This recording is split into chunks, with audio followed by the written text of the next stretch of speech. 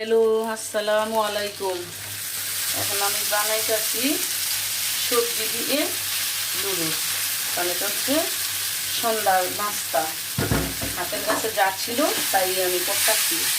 আসলে আমি প্রজেক্ট করে রেখে দিছি আপনার গাজর, ক্যাপসিকাম, মটরশুঁটি, হাতের কাছে যা থাকে তা দিয়ে আমি সন্ধ্যার নাস্তা করে দিই।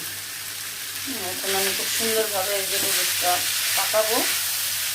আর বিশেষ করে এইভাবে সবজি দিয়ে নুডলসটা পাকাইলে কিন্তু খুব টেস্ট লাগে। যে ডিমটাও আমি ভেজে রেখে দিয়েছি, লাস্টে দিয়ে দিব ধনিয়া পাতা কুচি করে রেখেছি।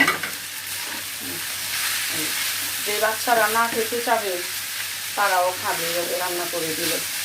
বিশেষ করে আমি এইভাবে রান্না করি। আর যখন আমার মন চাচ্ছে নুডলস খেতে, তখন আমি এরকম হাতের কাছে যেগুলো প্রজেক্ট করে রেখেছি ওগুলাই দিয়ে আমি নুডলসটা কাটিয়ে দিই। খুব সুন্দর আসছে। মশলা অবশ্য যে যেমন খায় তেমন, অবশ্য আমি 3টাই প্যাকেট দিয়ে দিচ্ছি। খুব সুন্দর এই যে সবজি দিয়ে। আল্লাহ হাফেজ। হ্যালো, এই যে আমি নুডলসটাতে পাকিয়ে নিয়ে আসছি। এখন আমি এটা পরিবেশন করব, খাবো। এই যে আমি খাবো। Yummy yummy. সবজি নুডলস।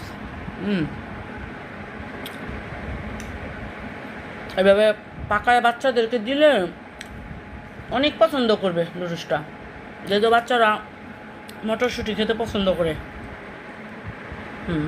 ওকে, আল্লাহ হাফেজ।